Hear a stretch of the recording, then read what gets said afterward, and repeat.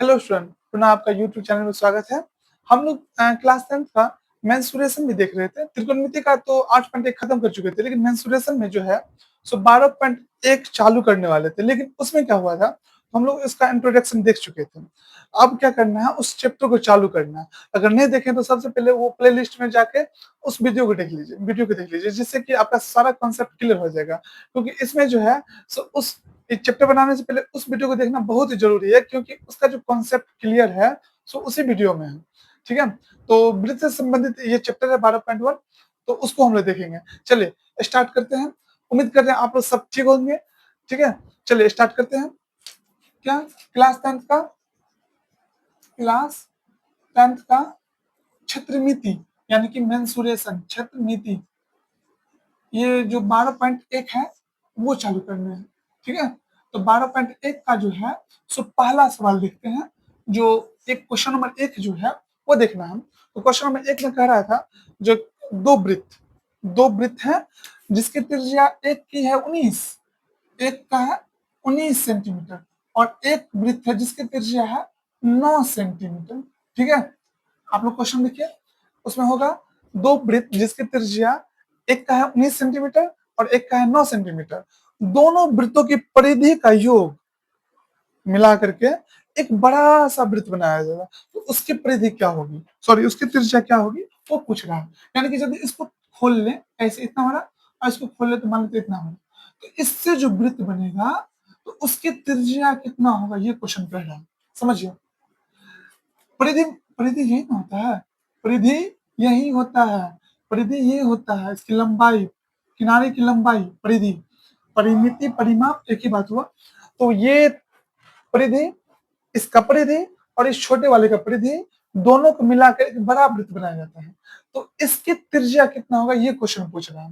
तो चलिए फटाफट क्या करते हैं, इसको नोट करते हैं। कैसे, देख चुकी पहला राइटिंग, उम्मीद कर रहे हैं कि समझ में आ रहा होगा, बड़ा दिख रहा है। तो पहला वृत्त की जो त्रिज्या है, ये त्रिज्या, इसको R1 भी लिख सकते हैं। कितना है, 19 सेंटीमीटर। और दूसरे वृत्त की त्रिज्या जो है यानी कि R2 जो है, आप लोग कॉपी में अच्छे से नोट करिएगा। सारा हम चैप्टर खत्म कर देंगे बारी बारी से। ठीक है, कोई अगर दिक्कत हो तो जरूर कमेंट बॉक्स में करें, या कौन सा चैप्टर चाह रहे हैं। जैसे हम कोशिश करेंगे पहले 12.1 खत्म करें, उसके बाद कोई मेंसुरेशन पहले खत्म करें, उसके बाद कोई और। ठीक है, अकॉर्डिंग टू क्वेश्चन, प्रश्न से क्या कह रहा है, जो दोनों वृत्त का परिधि को जोड़ के एक बड़ा वृत्त की परिधि बनाया था। यानी कि बड़ा वृत्त की परिधि बराबर बराबर क्या कर रहा है, पहले वृत्त की परिधि जोड़ दूसरे वृत्त की परिधि। ठीक है, तो पहला वृत्त की परिधि क्या कर रहा है, अच्छा बड़ा वृत्त की परिधि, परिधि क्या होता है, परिधि का फॉर्मूला क्या होता है, 2πr।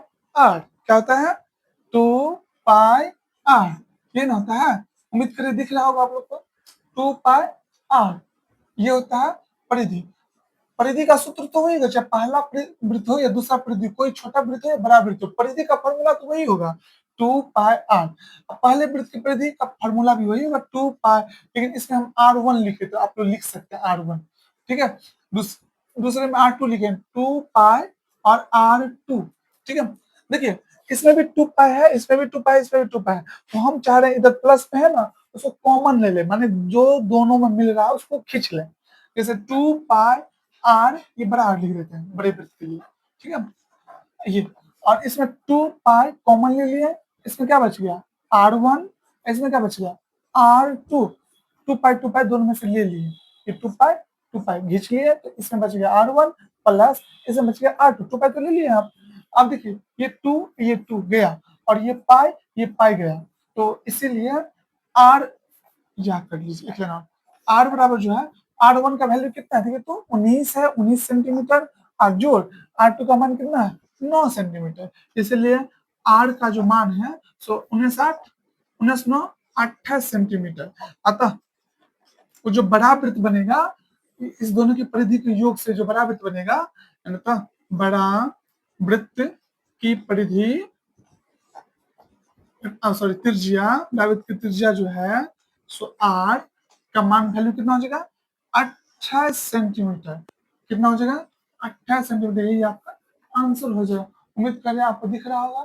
ठीक है, तो क्या करना है, उसको फटाफट अच्छे से नोट कर लेना कॉपी में। हम लोग अगला क्वेश्चन अगले वीडियो में देखेंगे। धन्यवाद।